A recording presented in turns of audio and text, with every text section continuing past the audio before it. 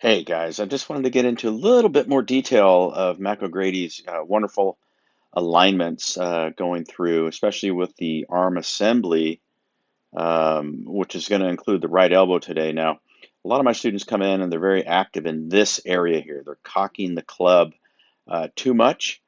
And at this stage here, you can see when the left arm is at P3, left arm level to the ground, you can see there is no real change of wrist hinge going on. I just drew that line there for you to look at. A lot of my guys that I see as amateurs that come in get really active and start cocking the club here, and pretty soon it's tracking way too much up to the top. So, here's the master of control, Mac O'Grady, um, doing his work. Alignment's great. So the left wrist, as you can see, is uncocked there, very neutral, I should say. And as he goes up, there's not much change going on. You can just see how the back of that hand there is not doing much. So there's no change in that wrist hinge all the way up to here. So I think I told you before that if you were to draw a line and a line there, get that a little more accurate for you, that you would see less than 90 degrees at this section. So 90 degrees obviously is when you have a right angle to the left arm there. And that would be, pretty standard issue for a lot of people. But when you're looking at creating lag, you go less in the backswing and add it on the downswing. And that's what Mac does so well here. You can see that thing's just cruising up there. Really no change still in that left arm two shaft look. And in the process of direction change, you can see now the sharpening of the angle. And what I would say is that the right wrist is kind of giving in, cocking into the body a little bit, the shaft. So now the angles are sharper. You can definitely see he has created, more than 90 degrees of wrist cock now. And of course, as you know, you'll be looking on the right side of the screen too, so you can see without the lines. But definitely, man, there's some angle, right? I mean, look at this shaft pointing in this area here, and that's something to shoot for too. I always get my students to feel like, 1 to 2 feet in front of the ball with the butt of the club. When you're down to this angle, which I like to just say, when your left arm is about 45 degrees to a box. If I were to draw a box around or a picture frame, draw that in red so you can see it a little better. You can see there, that's about 45 degrees, across the screen, across the body at this section, not at P6 yet, but the butt of the club, yes, is pointing in front of the ball quite a bit. Okay, so on the way down, now he gets into P6 here. The butt of the club is past the golf ball. Okay, so guess what? What's got to happen right here?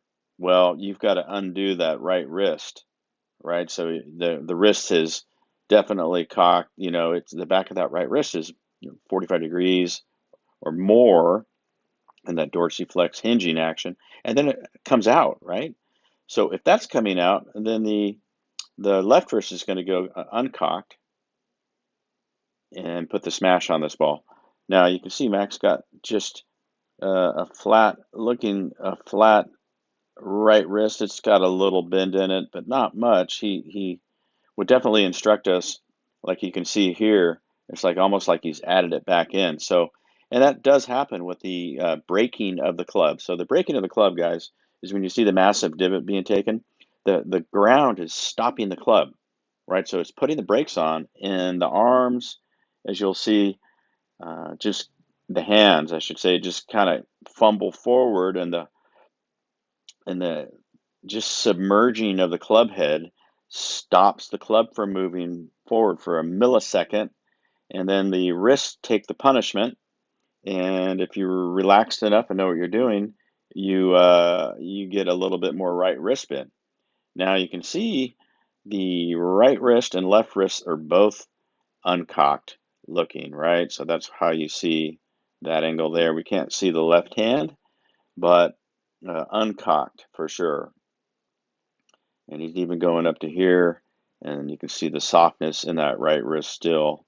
And that's, that's complete radius control, right? And most people that I see and that come for lessons are a little active there too. So, in the backswing, you see a bunch of cocking back in this area here. Then it gets thrown out super fast here, right? And then it gets slashed around over this way super fast. So the club head is like moving super fast, but the joints are moving again all over the place. So the structure is out, and of course, you got to have good timing to do that. Now, one of the things I definitely wanted to cover today, which I'm just getting to now, is this right elbow. Let's zoom in on that right elbow. So right in here, if you were to stop the elbow, then definitely you could throw the club, right? You could zip that club down there. But for you guys that have a gap between the ribs and the elbow there, you want to understand that from this position here, you want to imagine that your hands are working across your body. Well, the hands we're going to have a difficult time doing that unless the elbow moves. And the elbow has to move in front of the hip and across your body. So that's a good focus point there to get that done. So, when you're hitting balls, you want to take just some of these components and work on them separately. I'm covering a bunch of things here, but this is the one I really wanted to get to you today. When you look at Mac from here, I'm going to back those green lights out.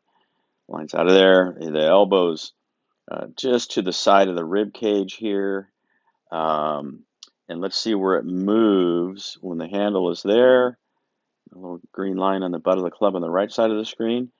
Okay, so, well, look at this. So it looks like the rate of movement's about the same from the butt of the club and the elbow joint.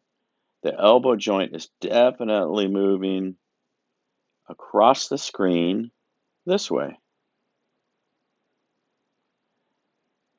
And it wouldn't be any different than us guys that's thrown balls, throwing something. Your arm's going to want to go towards the target. So you have to recruit some things such as the right hip movement, the right shoulder rotating out, and the left side going around this way. So you've got the left hip, left shoulder pulling out of the way as the right arm can come across via the elbow. So look at where the elbow is now.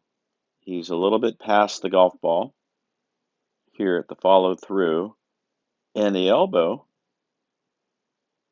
is over the instep or over the right ankle. So the elbow joint has moved a lot from here to there. A lot of guys kind of stop here with the elbow and start to throw the club this way, and that's when you start to get major flipping going on. So this is super cool. You're going to have to play this back and forth a little bit as you go through these segments, but gaining control and working on separate components is the way to go, and you're going to improve a lot. So, all right, guys, let me know what you have come up with on your own, on your practice. Please subscribe to the channel. It helps me get out more videos to everybody. Leave comments for sure so I can get back to you. And yeah, this is the model swing for us to just pick up some components and start to work on them. All right. Thank you. Hey guys, what's going on? It's Gorminator here. Check that link down below in the description. Website's ready for you. It's full of videos to help you with your own game, right? False and fixes folders, videos to help you with your driver. Maybe you're slicing the driver, maybe you want to hit it further. Also, a driving range folder. That's right. Drills to help you stay focused in there. When you guys come to the range, I want you to do focused work, not just hit balls all over the place. So check that link down below, and we'll see you on the other side.